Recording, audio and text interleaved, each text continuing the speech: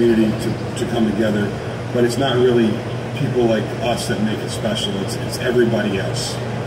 It's the people that, you know, consume the content, enjoy the content, and get inspired to build stuff and share their product and share their builds and the things that they make.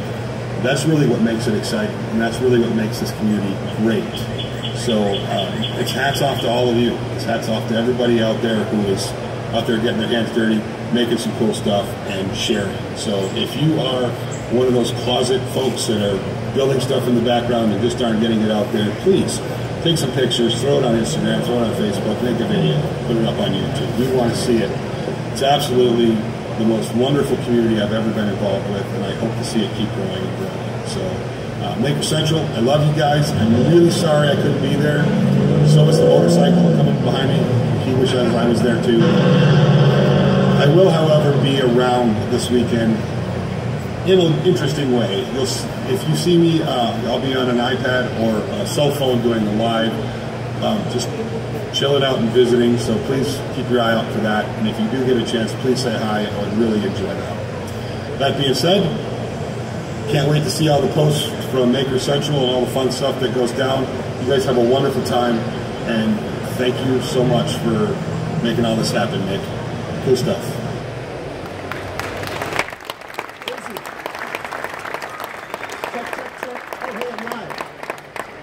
So hello everybody.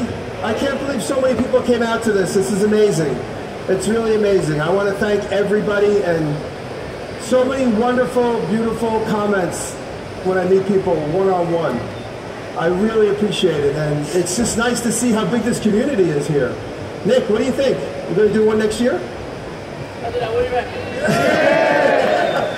This is a great turnout, so guys, thank you very much. I'm scheduled to do a demo, but I'm afraid that if I do a demo, I mean, I could cut something on the bandsaw. We don't have a camera so people can intimately see, do we? Oh, you do? Okay. So you guys can see that camera. Oh, there's me. Hold on a minute. Should record that. Can it? This is how I do my YouTube videos.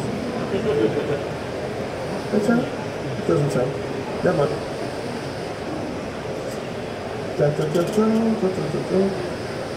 Jocko, everybody know Jocko?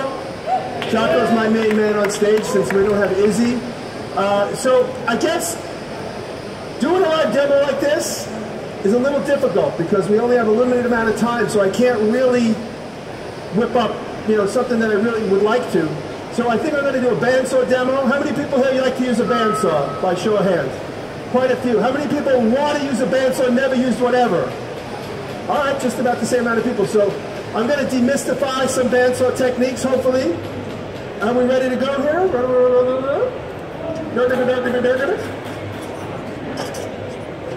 Oh, it's got wheels on it. There's my camera. Yeah, turn it around like that. Let's watch the plug on the ground there. Oh, keep going. See? That's good.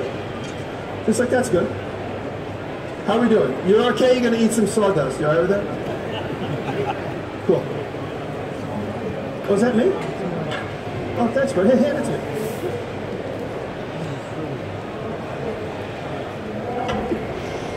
I would love to do a big Q&A.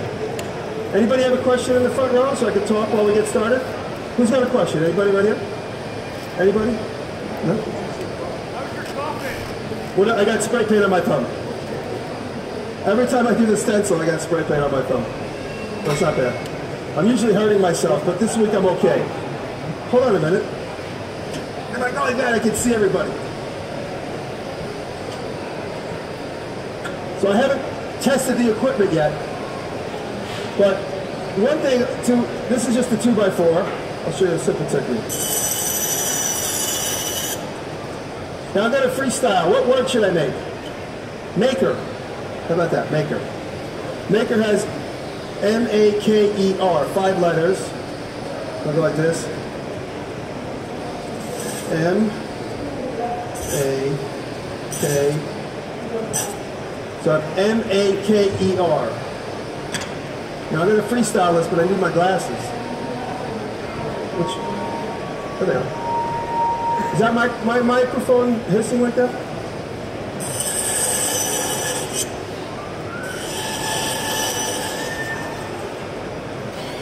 It's important, if you guys want to learn how to do letters, it's really important to study letter forms and really understand. If you really were like cornered and you had to do a bubble letter, you'd kind of be confronted with like, wow, what exactly does the serif look like? What exactly is the girth of this upright or this cross? So it's important. I obviously have lots of experience, but it's important to get familiar with a typeface that you might like.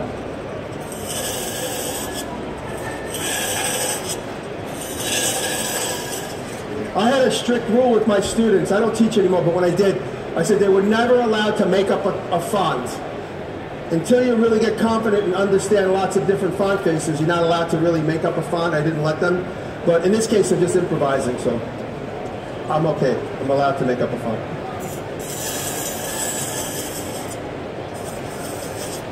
The M.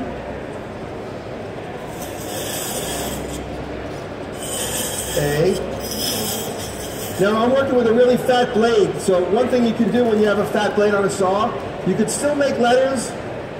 We'll see. I'm going to keep it all block letters. If we had to do an S, it would be a little difficult. But you could use the saw blade itself. I don't know how close the camera can see what I'm doing. But you can use the saw blade teeth itself. Oh, that's the camera? That's working, right? Can you guys see this okay? So this technique of just kind of side swiping like that really helps. So see, I'm just using that as my...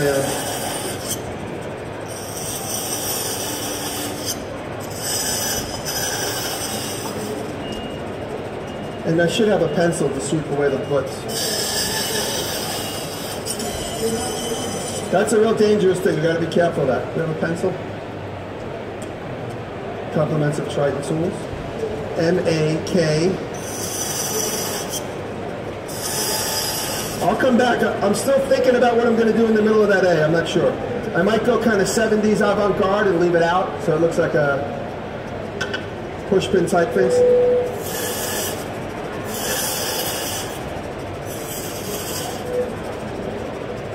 If you have a pencil with an eraser, that helps because you can kind of help manipulate stuff around.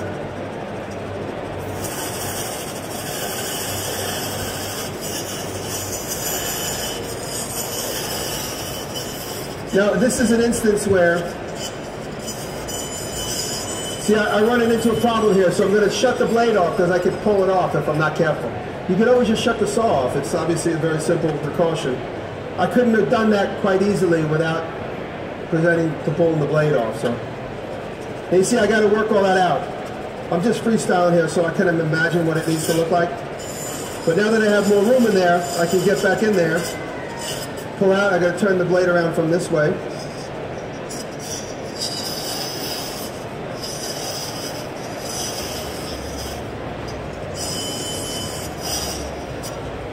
I got some debris under there. I got to make sure I get that out. The most time I've gotten injured right on here on this thumb, I don't know if you can see, my hands look horrible, but right there's a scar that kind of shows up. You see that? That's the same cut like 6 times over the last 20 years. I've done this going to sweep the blade off, sweep the thing up, and I stick my thumb on the blade. So don't do that.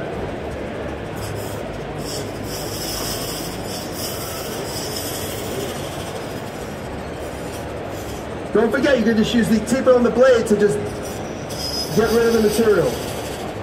That's really what you want to do, is just get rid of the material. Now that I have enough room, I don't have to remove it to... We'll keep that like that for now. I'm going to come up and start working on the E.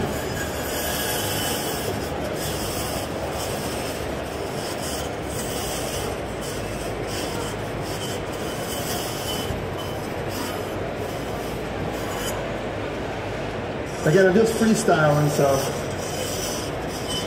And because I don't want to have to keep removing it, I'm getting rid of the debris. I'm making sure that debris is small enough to fall down between the plate.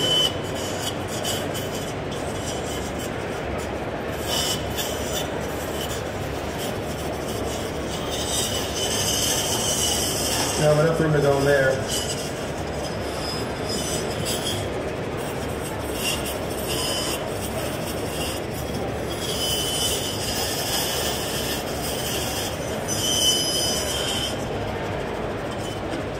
Sometimes it's nice when the debris falls completely through, but again, I could sit there and try and wrestle it. I'll either cut my finger or pull the blade off, so I'm just going to turn the saw completely off. Get rid of that piece of debris. Turn the saw back on. I'm using the end of those teeth to get to the bottom of that thing right there. This is like a resaw blade.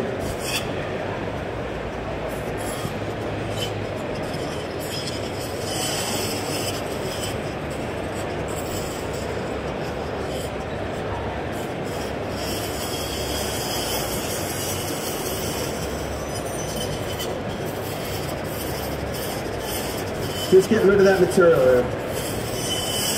Give myself room. Now, if I had a point on my pencil, I probably would have drawn what I wanted to do, but I'm just...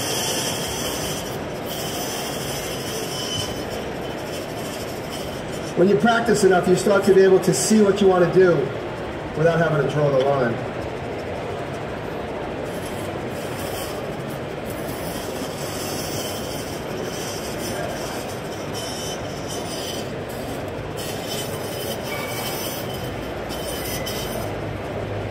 Try to turn the blade around. Yep, that worked. Now I can sit there and refine that E. The E's a little out of scale for the rest of it, but that's all right. Just gonna leave it as is. Make my R. I'm gonna keep the R a little funky.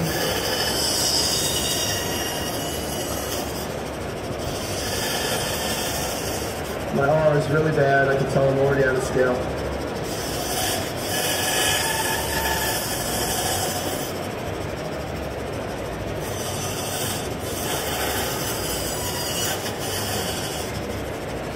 So when you have a big, thick resaw blade like this, you kind of think of it like as a chainsaw blade, and you kind of chainsaw carving. I think I'm just going to leave the A and the R open, but I'll show you a technique now.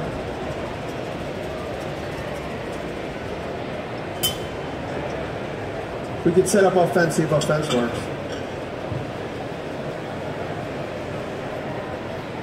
We'll resaw it.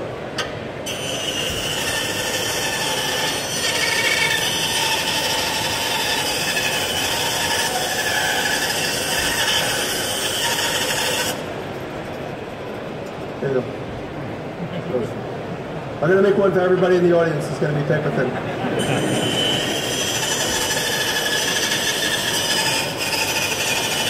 Come on, sir. Looking at me. Jocko, are you vlogging? Come up here, come on. Come up here with the vlogger. This is the good part. First part was boring.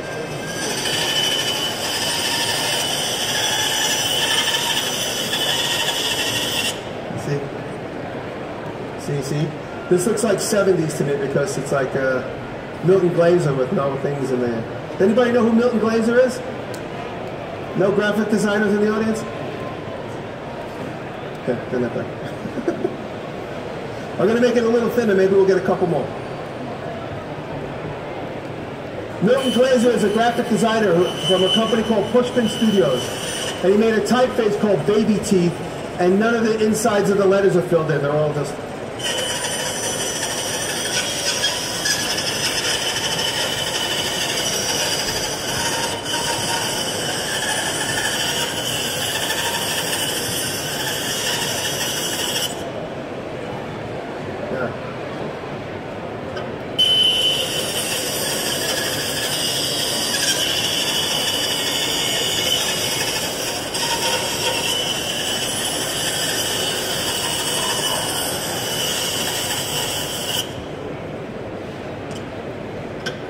That's cool. You could do, where's my spray paint?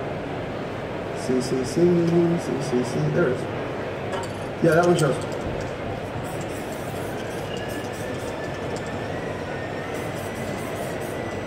This is like, if anybody uses Illustrator, this is like Illustrator, but like in real life. What?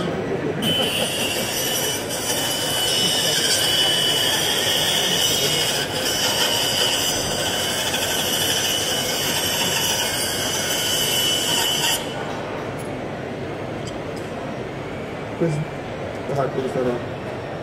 You see? You know how in Illustrator you can copy paste? Option click command and make it black? See? Drop shadow. Or if you want to make the white to black shadow, okay? So there's a lot of fun techniques when you start making lettering. And you notice how in this particular piece I left all the letters together. And that was primarily just to make this demo a little bit simpler. But also, you could just... I'm giving this to my friend Krista. My friend Krista. Yeah. Thank you. Sorry to all the people in the front get all the good stuff. I'll make a couple more.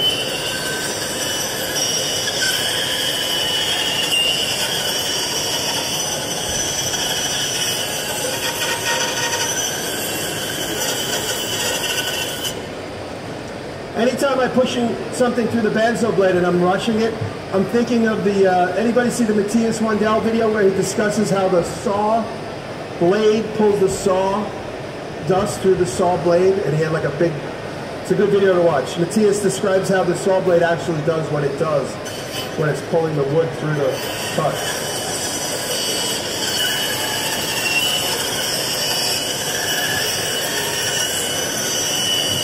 Now, if you're a dad and you got to make quick party favors, I still got like 3 more in here. I've already given out 5 of these, so.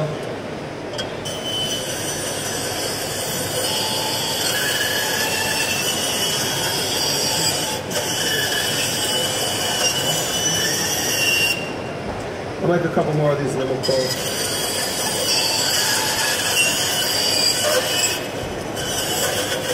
When you cut on the bandsaw, it's nice to have long fingernails because you can see right there. Like.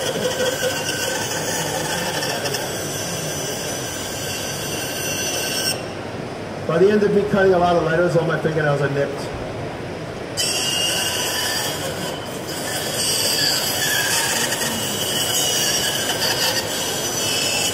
Now it's getting a little fragile because it's super skinny, so I'm going to push a little bit slower to prevent breaking it.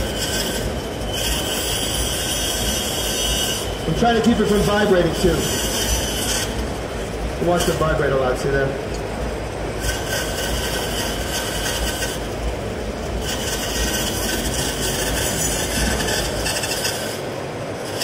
Push stick. That's about as thin as we're going to get. Oh. You got glue here, right? So a couple of them broke. This young lady, I'm sorry. There's the bits and pieces. There's one here on the ground. Okay. Yeah, you guys can fight over it. How much time do we got? 25 minutes. So I thought I was going to eat up to 45 minutes doing that. Does anybody have any questions about bandsawing that maybe I could answer after this demo? Anybody in the front? Any thoughts? Is everybody just shy? Is this it's okay? Yeah, we have a question over here. Yeah.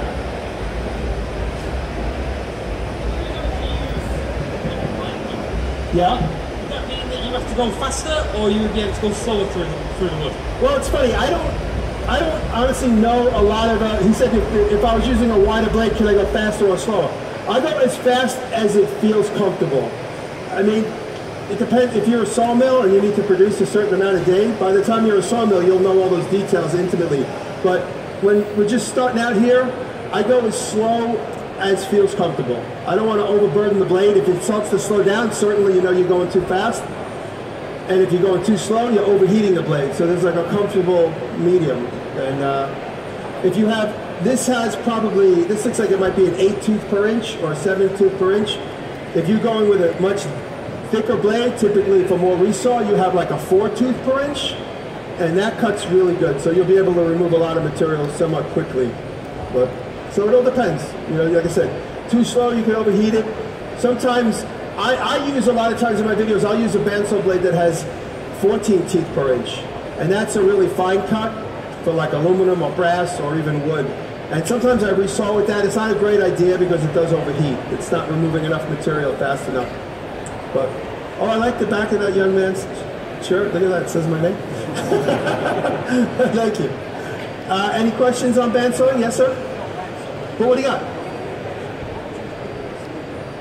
What makes a good maker? I think what makes a good maker? That's a pretty good question. I think if somebody does something and they feel empowered, I think that's a maker. That's as simple as that. You know, I meet so many people. I meet people that do as much as me, more than me. I mean, you know, Alex Steele is here. Is he making a video right now? Where is he? You know, someone like Alex Steele is like works all the time, and then I meet somebody that's just made something for the first time in their life, you know, and then they're empowered. They all of a sudden have a new point of view. I think a maker is anybody that wants to just do whatever makes them happy in the arts, really, honestly. Any other questions, anybody? Thoughts? Yes, sir? Do you still have the cat? Do I still have a cat? I have 2 cats. Spike is in my latest video, which I uploaded this morning. It took like 18 hours to upload. And Spike's at the very end, where he jumps from one counter to the other, and I just happen to have it my camera, and I quickly switched it to slow. I can see him like, he's gonna jump, he's gonna jump. I'm fumbling with my camera to get it on slow-mo. And he jumps in slow motion. And I edited the video with the sound for Chariots of Fire underneath it. And I said, I don't want to get a community strike, so I just put it in silence. So when you watch the end of my video that I posted today, imagine the Chariots of Fire playing underneath Spike, about to jump from one counter to the other in slow-mo. And it's funny, he's got no cartilage or something, because he jumps, it sounds like a bag of sand jumping from one counter to the other. He's got no delicacy. When you pick him up and put him down, it's like it's like dropping a bag of metal on the ground. He's really old, Spike. He seems to be happy, though. And then my other cats are much younger. Any other questions? Yes, sir? What's your favourite material to work with? What's my favorite material to work with? Lately, it's metal. Because when you're done, you're done. You don't have to paint, you don't have to sand, you don't have to wait for the weather to cooperate with the paint. Well, that's not true. I had to paint all those red things a couple months ago in the fall. It was a pain in the ass. But no, I'm really getting into metal work. Obviously, blacksmithing is a new frontier for me, and it's really exciting. I actually thought to myself the other day, I got to make something out of wood for Rocco soon. They're never going to call me back. They're going to stop sending me pallets of gadgets if I don't make something soon. My trailer is still missing. So if anybody here knows anything in this country, please let me know. No, my trailer is missing. And I'm trying to, I know the minute I lay out another 7 to 10 grand for a new trailer, it's going to pop up.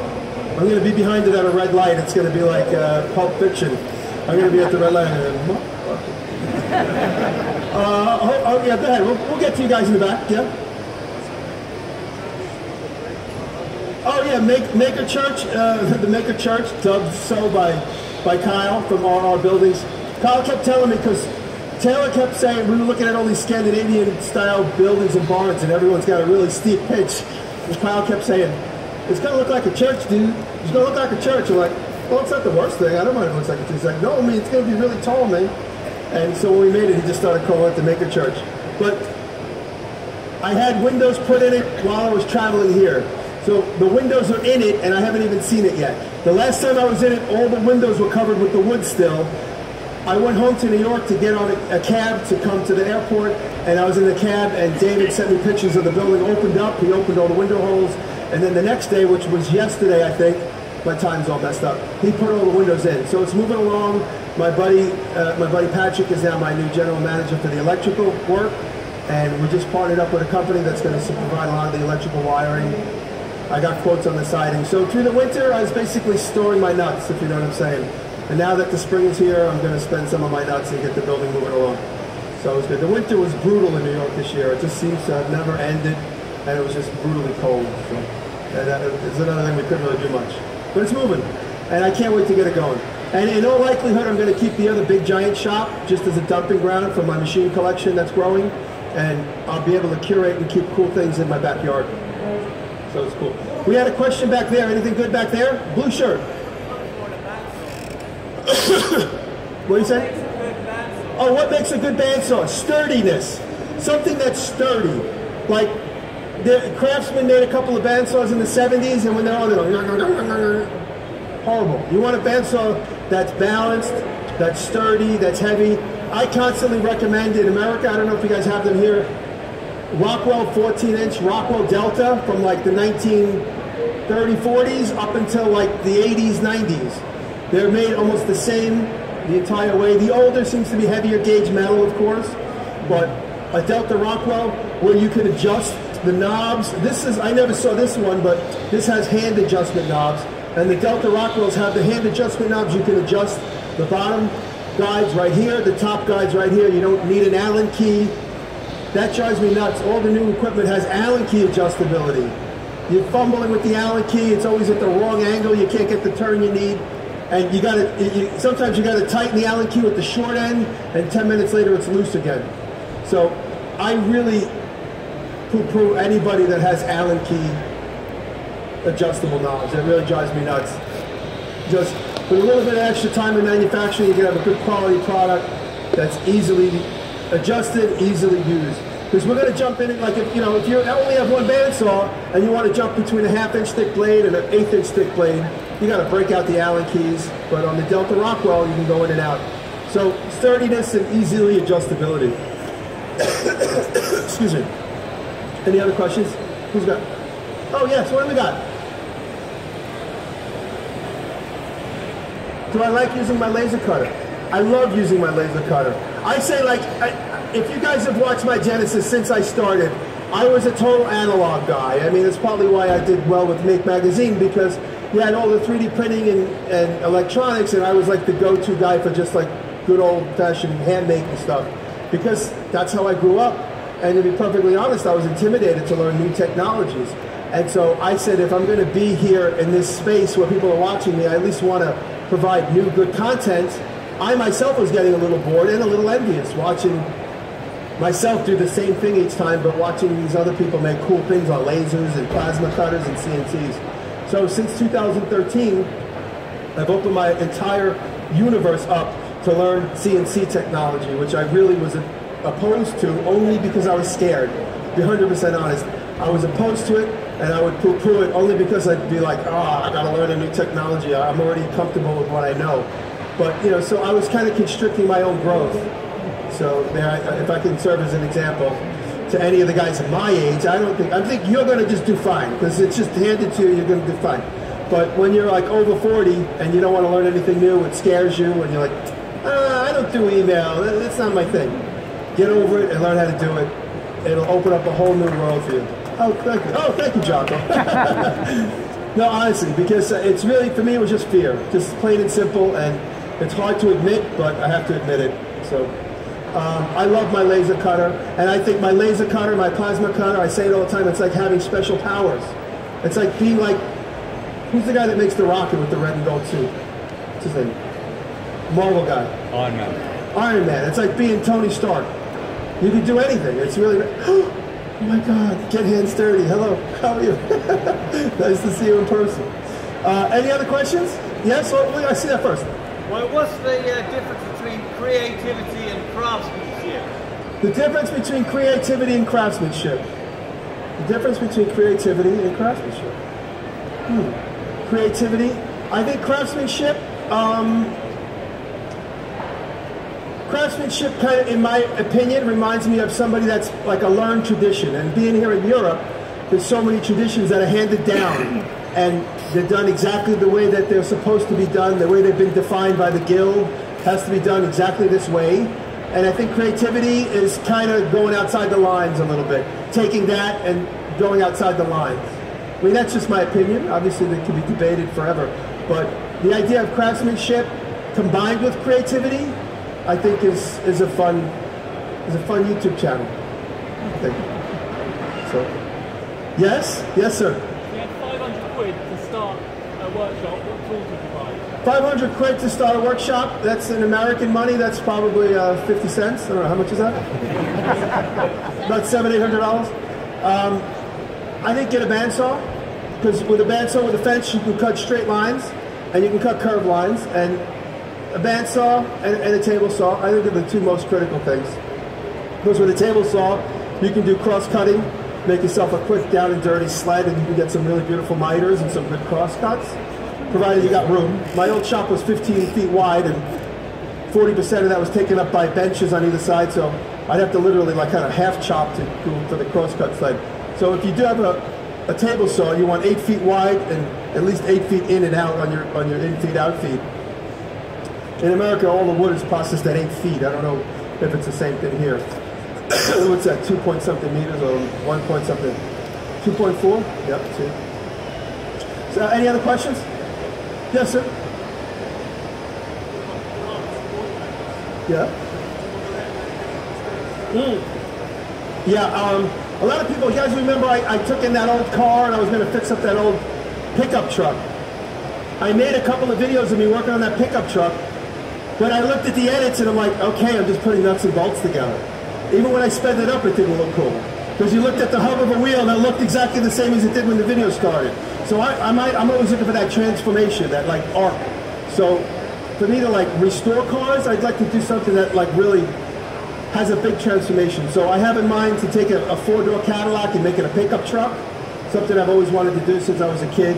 So now that I have room, that'll be probably the first car project I do, is to find an old Cadillac. In my neighborhood, there's an old Rolls Royce sitting, rotting away in the driveway. So I have this envision of buying this Rolls Royce and cutting it all up, and that would be fun. Sorry, Britain, sorry.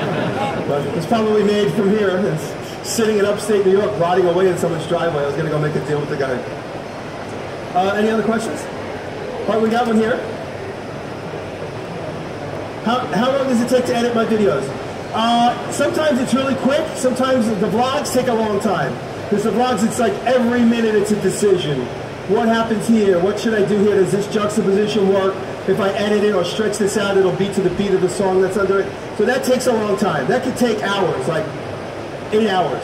Sometimes I edit a vlog, I start in the beginning of the week, and I stretch it out. I've taken a little bit of pressure off myself by not posting every single Sunday or Monday. I post now when it's kind of ripe and it feels right, which is about every 10 days.